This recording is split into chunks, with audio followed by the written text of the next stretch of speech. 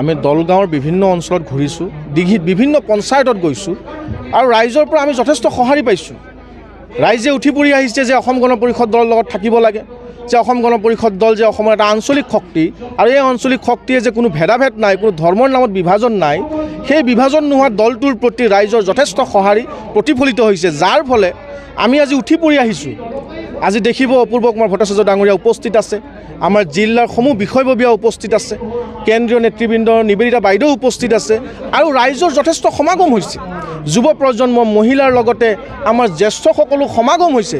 এই সমাগমেই প্ৰতিফলিত কৰিছে যে অসম গণ পৰিষদ দল যি দুৰ্গ আছিল সেই দুৰ্গৰ পুনৰাবৃত্তি হ'ব আৰু এতিয়া গম পাইছে যে অসম গণ পৰিষদ দলৰ যদি লগত নাথাকো আমাৰ এই মুছলমান ৰাইজসকল উন্নয়নৰ পথত আগবঢ়োৱাৰ কাৰণে এটাই দল আছে, অসম গণ পৰিষদ দল।